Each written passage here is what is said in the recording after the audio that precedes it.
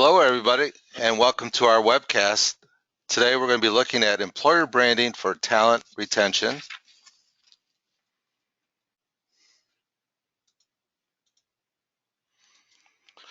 My name is Bob Johnson, and I am the practice leader for workforce communications here at the David Group. And for those of you who aren't familiar, our webinar format is that we'd like to take a topic of particular interest, one that we think that is important in the marketplace, and spend about 30 minutes kind of going through our thoughts and perspectives on not only the issue, but outline a few action steps on the way folks can tackle it. So again, today we'll be looking at employer branding for talent retention.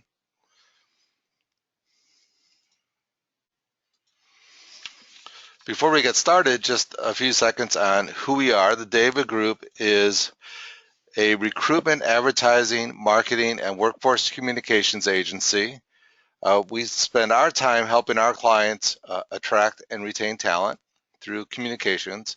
The focus of my practice area is to work on strengthening employer brands and engaging people. And we know that in doing so, we'll help our clients cut their cost of talent. So let's move on to our agenda for today. And today we're going to be looking at a couple of facets of employer branding as it relates to employee retention. First, we're going to think about the ways and the importance of connecting the dots between employer branding and mission, culture, and values. Then we'll talk a little bit about the emotional connection to work. And then finally, I'm going to take a quick look at some of the drivers of retention and talk a little bit about why it's important for us to be mindful of knowing what the drivers of retention are for our specific workforces.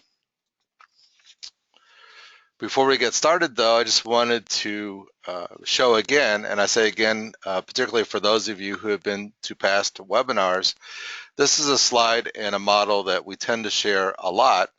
This is our talent communications model, and essentially what we're trying to do is visualize or put out there the notion that there are communication touch points, talent communication touch points at every phase of an employee's life cycle, starting from awareness, first awareness of you as an employer and your employment opportunity, all the way through to exit and alumni experiences. So this is kind of an important framework to think about.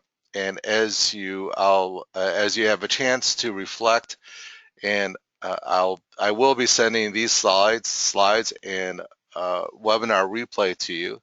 So my thought would be that you might want to take this slide out and put it aside, because I think it's relevant in terms of thinking about the different moments in your communication journey with your employees. But let's move on, and we'll start our first section, which is connecting the dots. And we start off by thinking about, why are we talking about retention, and particularly why are we talking about retention in regards to employer branding? And by the fact that you're on this webinar, I would assume that retention is an issue that's of interest to you.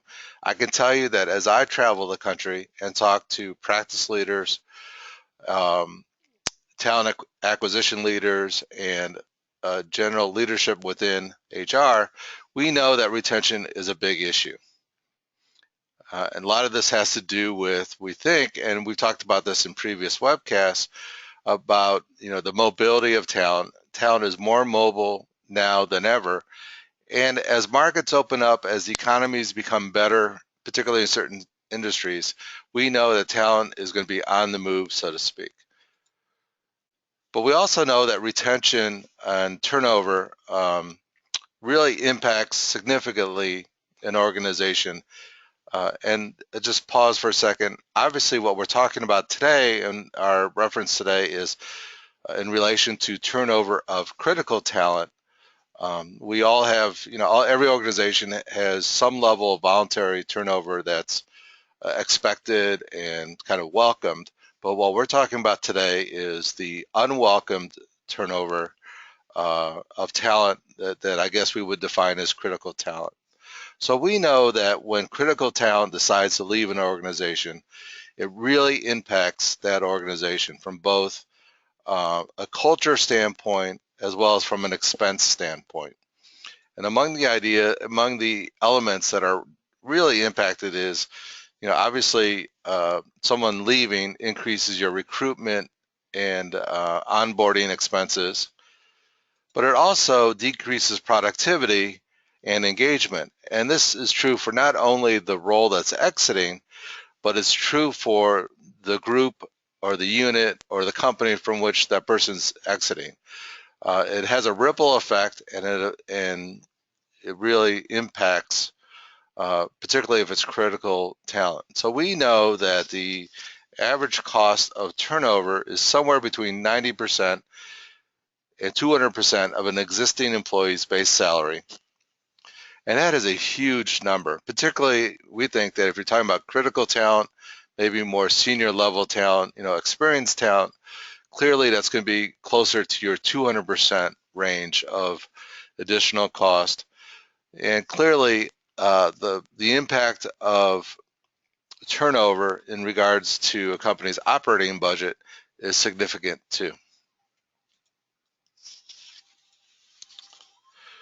And what about the trend in terms of how many people are voluntarily quitting their jobs per month? There's an old phrase that says, "Is the trend your friend?" And we certainly believe, as when it comes to retention and turnover, the trend is not our friend, because we see that in 2013, roughly 2 million people in America, at least, were voluntarily quitting their jobs each month. And at the end of 2015, we know that that number has risen to approximately 3 million. Again, it's really kind of an unfriendly trend and something we need to be aware of.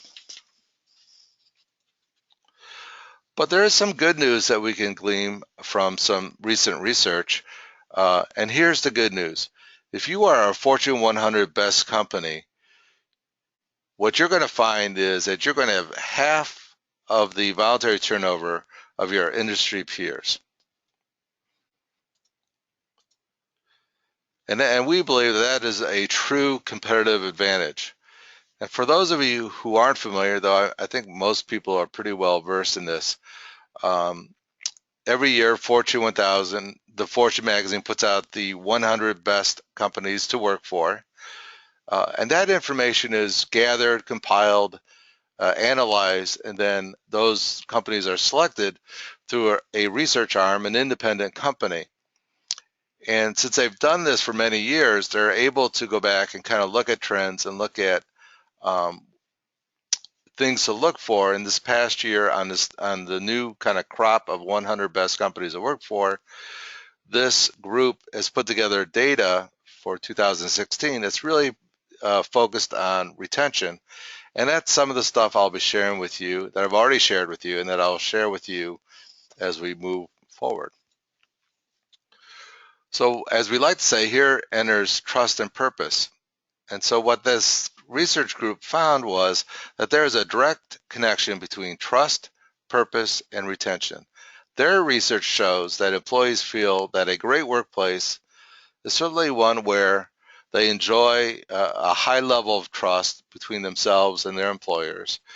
They take pride in their work, and our interpretation of this kind of analysis is pride is equal to purpose. In other words, they have a purpose in their work, they're prideful about it, and they truly enjoy their work environment and the people that they work with. Moreover, this research found that employees who want to stay and thus, increase your retention rates, they want to stay for a long time. What these folks found was that those people typically will report that their work has special meaning. It's not just a job. That again, they have a sense of pride, and for us, we interpret that as meaning that they have a sense of purpose. They feel accomplished, and this is really important. They feel that they make a difference. They feel that they are impacting their organization, and that's why they want to stay. To kind of reinforce and support these findings, the Korn Ferry Hay Group recently published a study this year and their analysis looked at why executives love their jobs, and what they found was it's really centered around workplace relationships, company culture values, growth opportunities, and interestingly enough, pay and compensation came in really a distant, way behind workplace relationships. They also found that 70% of the people they talk to say that working for a company that is aligned to their values dramatically improve their feelings about their job and their company. Um, so let's talk a little bit about what we're seeing here and what we're kind of discerning. Um, and so here's our takeaways for what we've just reviewed, and that is that first off, people are looking for a deeper connection and a more meaningful way to engage with their employers. And we also know that they'll connect when there's an alignment between the culture, mission, and values between the organization and the individual. But what this also means is that this puts pressure on us as talent communicators to define and articulate what that culture, what that mission, and what those values are. But finally, we also know one takeaway here is that in looking at the stats that we've looked at in terms of the impact of turnover, we know that if we work to better connect our employees to our mission, culture, and values, that it's going to pay off. I would only conclude on our takeaways that clearly when we start talking about mission, culture, and value, those are the essence of employer branding. That is really what employer branding is about. And so that's kind of how we connect employer branding to employee retention. So here's our imperative based on all this. Here's what we would kind of think to tell our clients to embrace. We would tell the folks that we work with, here's the thought to think about as you approach this issue. And it's two parts, really. The first part is high-performing companies will use validated employer branding messages, and they're really going to focus on the front end to better align their culture and values to the candidates that they're bringing in. So the point here is, if you want to affect retention on the back end, really sharpen your messaging on the front end to find better fitting candidates. But we also know that higher performers go that extra step, and they use and reinforce those messages on the attraction side and carry them all throughout every phase of an employee life cycle from a communication standpoint. Again, remember the slide I talked about before we started.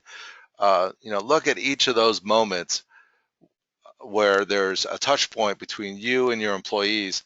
And those are times where you want to think about reinforcing your culture, your mission, your values. So here's our action steps as related to this section of our discussion. First off, pretty straightforward. We believe that an action step would be to use your employer brand to help define and communicate your mission, your culture, and your values. And again, we would do so at every touch point throughout the life cycle. So an action step would be to let's define those things. Let's make sure they're validated, but let's also make sure that we're infusing them at every step along the way. Secondly, as we do this, one kind of tactical thing that we would really emphasize is to focus on telling the stories of your employees and their peers, as that will build stronger institutional trust. Again, trust is a big issue here. Trust is what we want to make sure that we kind of foster and engender in our workforce. And we know that employing or getting your employees to tell their stories is very impactful. One point of evidence would be the Edelman Trust Barometer. And as you can see, here's some stats related to who people trust more. And, they're trusting technical experts, they're trusting their peers, they're trusting other employees.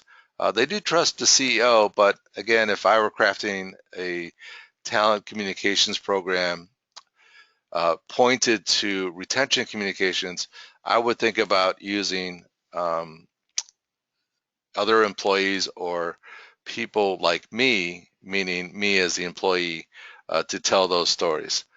I would also pay particular attention to onboarding messages and reinforcements. Let me pause here for a second to kind of delve a little bit deeper on this one point. We know that, I guess my perspective, and I think what we know is, all of us intuitively, is that when someone decides to leave their place of work, when they decide to move on, that there's probably some type of instigation. There's some type of an event, whether it's their relationship with their manager or supervisor, whether it's the pressures of work. There's a lot of kind of research related to stress at work. They're all different reasons why somebody leaves. But if I were to target an intervention, particularly an employer branding intervention to help fix retention, my kind of hotspot where I would really focus attention on is onboarding. Because I think that this is one of the greatest moments of disconnect between an employer and their employees. And if we think about it, here's why.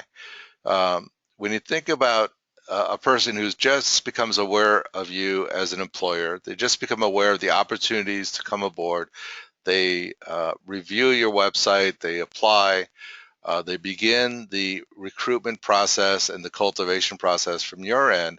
A lot's going on and a lot's happening. And what most organizations are doing, almost all organizations are doing, is that they're presenting an employment promise. They're presenting an employment deal. They're presenting a vision of what it's like to join us. And what we find and what the research shows, and I think what our experience tells us, is that if those things aren't aligned to the real story, to what really happens, you're going to have a great sense of disconnect. And what happens is on onboarding, and for me, when I talk about onboarding, what I'm talking about is, the first 6 months all the way through to the first year to 2 years. And this is really the moment where a new employee really gets an insider view as to what the real story of your organization is. This is where their opinions are formed, and this is where their impressions are formed. And once those are formed, once they have a sense of, you know what, I was promised a lot, I had this vision of what this job's going to be, and it's nothing like that. That's when they're going to decide that, this is not right for me. And they are, as quickly as they can, going to start looking for another opportunity. And it may take a couple of years, but during that time period, they're not engaged. They're actually disruptive in terms of engagement of peers and colleagues. And so to me, this is really a critical moment for us to think about when we start thinking about putting together communication programs. Finally, I think it's critical for us to have the action step as communicators and organizational leaders to think about that we really need to become active listeners.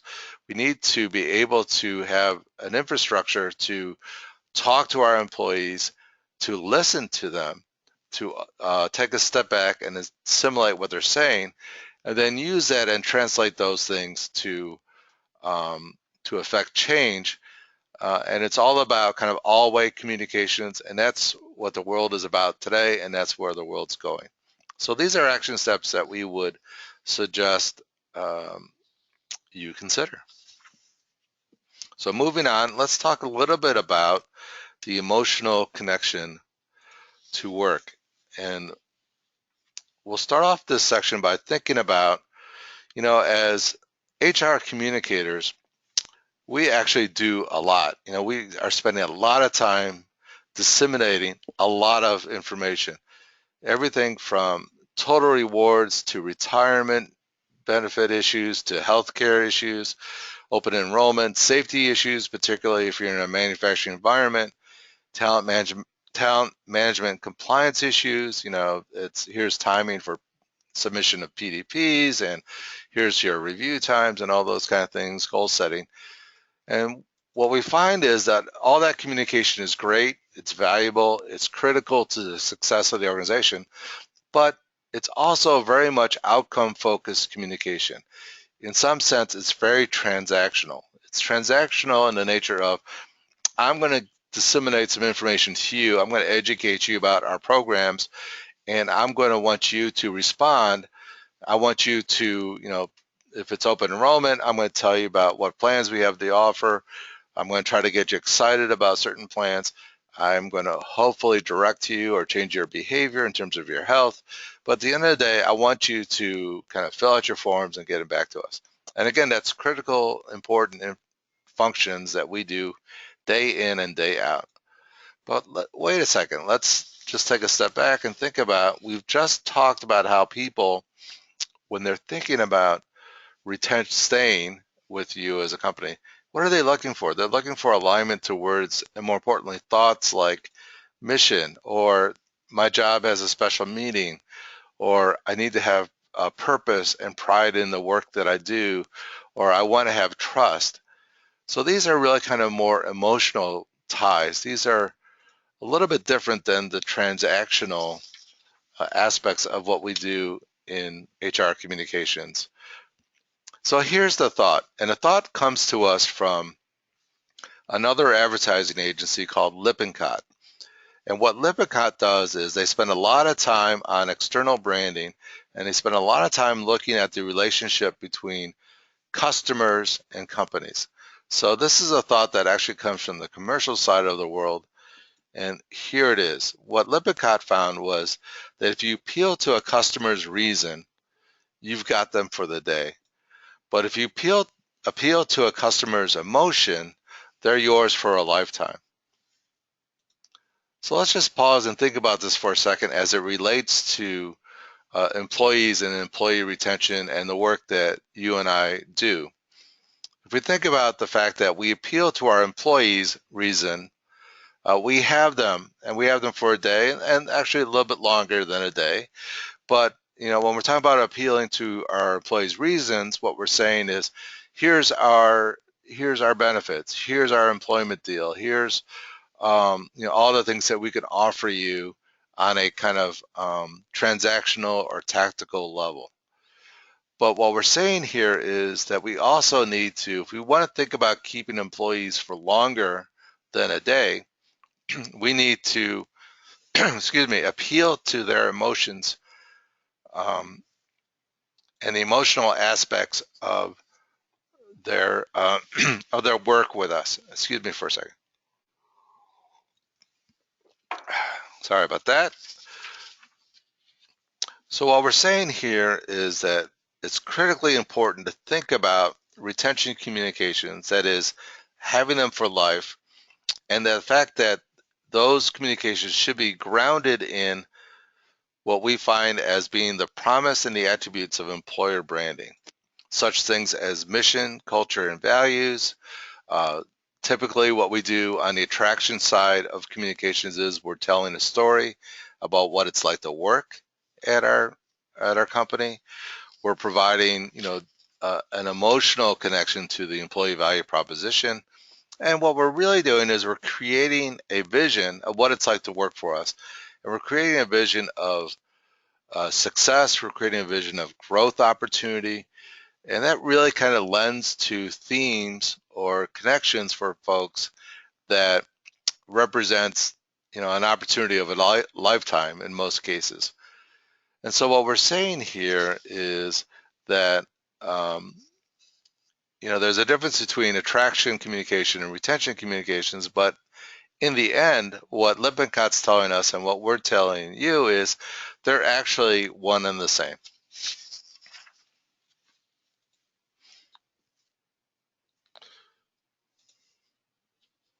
So the question becomes, where do we find space for our emotion-based communications?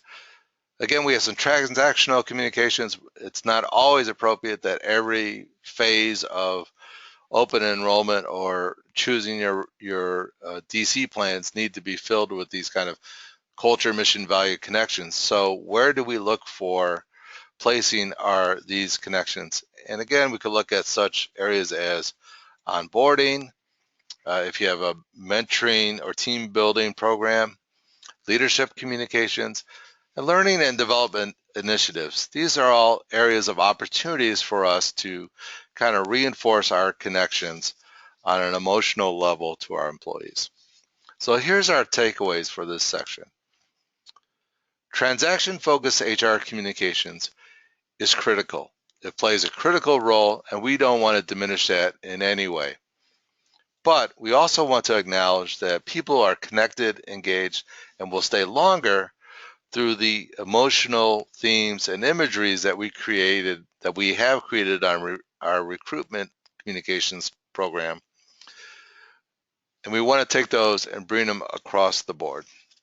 And that's our imperative.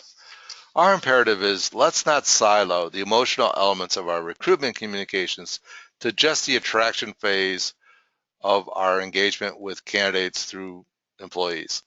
Let's use those communications and those communications themes, messages, imagery, and branding all through every phase of our life cycle with our employees.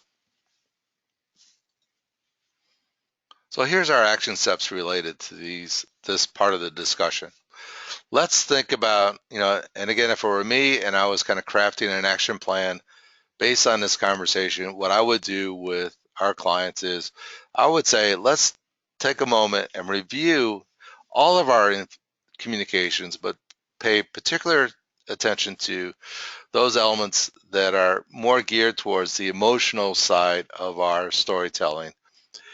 And let's make sure and review and see if we're infusing that kind of keep them for life messaging that we know is critical for both attraction and retention.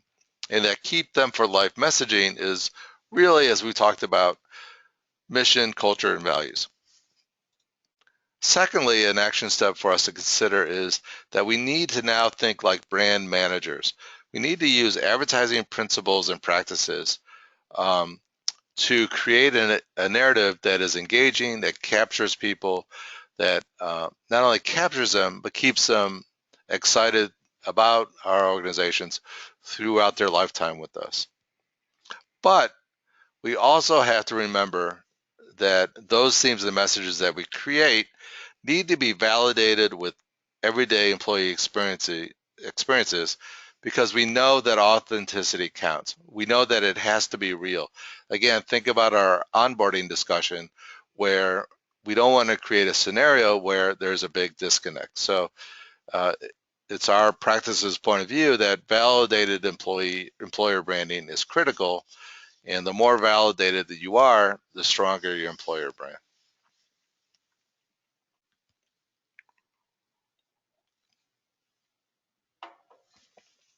So let's move on to our drivers of retention. So why would we think about drivers of retention? Well, for us, in our point of view, we think that it's critical to know the drivers of retention for both your internal communication programs and your external employer brand communications. In relation to your internal communication programs, understanding the drivers of retention for your workforce allows you to segment and tailor your messages to what's important to each audience. And in marketing, that is a critical component of effectiveness. In terms of employer brand communications, again, if we understand the drivers of retention for your workforce, this helps us make sure that we're aligning our messages as related to employment promises and our selling points. We just want to make sure that everything's aligned to what's important to the audiences. How do we derive this information? And again, many of you are probably experienced with this or you know this, but just as a quick review, we could look at such things as annual engagement surveys. We could look at more regularly scheduled, like maybe quarterly pulse surveys or monthly pulse surveys, as well as stay interviews. Many organizations are using stay interviews as a tool. We certainly advise using focus groups. and or maybe creating some type of employee representative council. Those are your go-to employees who are willing to provide feedback and help you shape your programs. Many organizations, many of our clients are beginning to institute active listening programs, and that's just a deeper dive in terms of regular pulse surveys. But there's new technology and new software that allows companies to really become active listeners with their employees. And finally, many companies are using their exit interview processes. And this is a great source. Unfortunately, people are leaving, but it's a great source of information in terms of helping us think about our relationship with our employees. So let's just take a quick look at some of the kind of global top drivers of retention that we see that's out there. And this is courtesy of our friends from Willis Towers Watson. So from the employee perspective on drivers of retention, here's what keeps them in place, so to speak. And it's really kind of centered around base pay and career advancement, trust. Here we see trust, job security, and work-related stress. Those are among the items. I think what's kind of interesting is that we saw on the Korn Ferry study, I think the more senior you get, the less you're focused on base pay and salary. But generally speaking, at least according to Willis Towers Watson, base pay and salary is still obviously an important aspect of an employee's, of the attributes that keep employees in check. But Willis Towers Watson also does survey work related to the employer point of view. So this is what companies think are drivers of retention for their employees. And what's interesting is, if you do this within your own kind of shop, you can begin to see where there's disconnects. And as marketers and as communicators, we can begin to think about what are the messages we're putting out, and are they really related to what is important to our employees? So this is more of just of an illustration. I'm not going to go through kind of debating why, employers think work-related stress is more relevant than employees do, but hopefully this gets you thinking about what your employees are thinking of and what you think of and the contrast between the two. And we'll also look at this. And again, for me, this is kind of an exciting kind of chart. Again, thanks to our friends at Towers Watson. But this helps us think about segmenting to different age groups within our workforce. And for me, there are 2 points I would say here. And again, I wouldn't dwell on the information that's presented, though feel free to use it. It's relatively current. But to me, it's more of an illustration for 2 points that I would make. First is, as communicators, we want to try to find universal themes among all age groups. These are the themes that become kind of the foundation of our communication programs.